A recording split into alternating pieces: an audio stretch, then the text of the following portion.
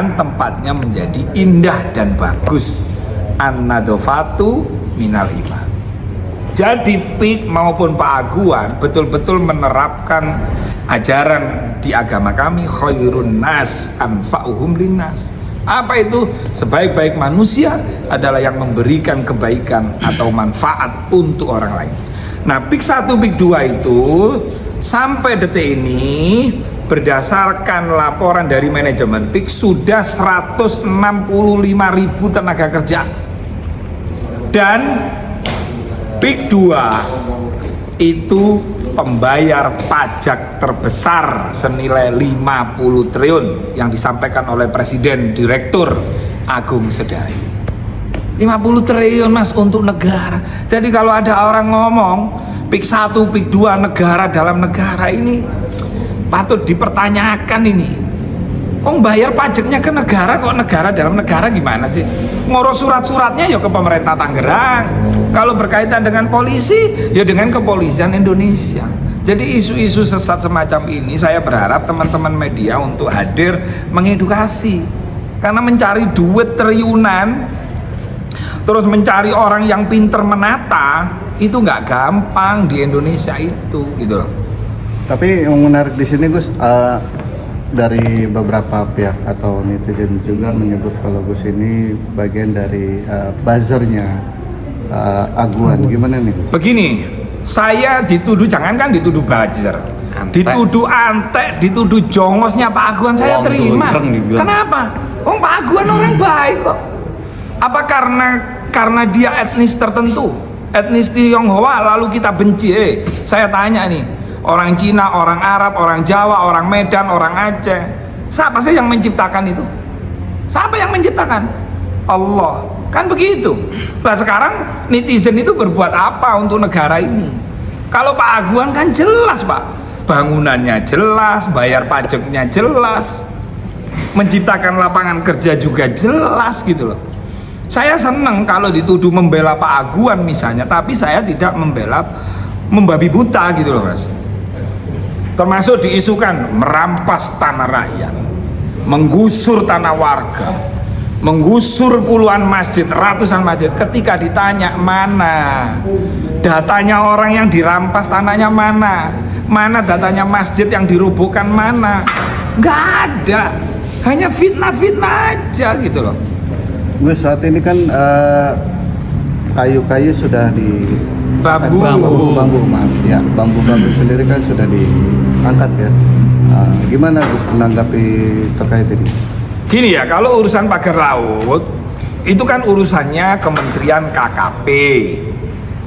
Menteri juga menyampaikan orang yang memasang pagar bambu kena denda. Berapa dendanya? 18 juta.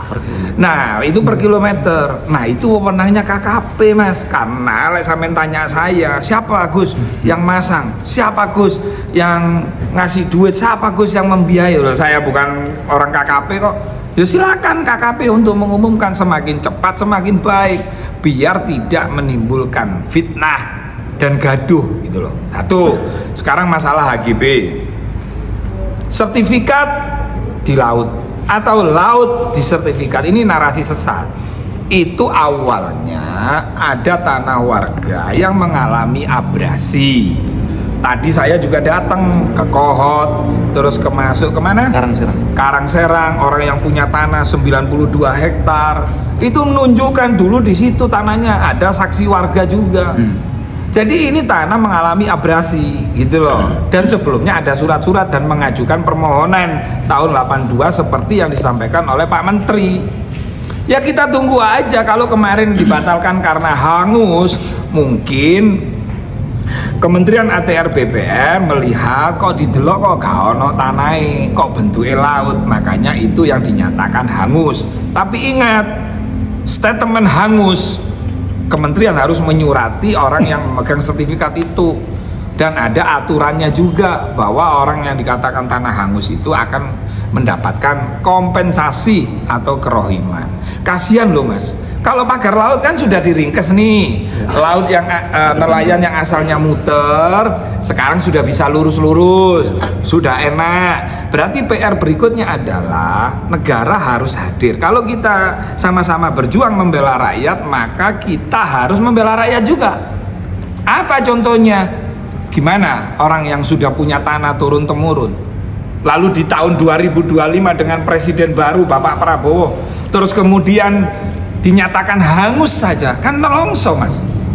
Ini ribuan orang loh di Indonesia yang punya yang punya tanah dan mengalami abrasi. Di Semarang dapat kompensasi, dapat ganti rugi. Demak. Begitu loh Mas. Gus, Jadi, ya, buktinya apa Gus? Artinya dulu itu tanahnya warga, artinya bukan laut.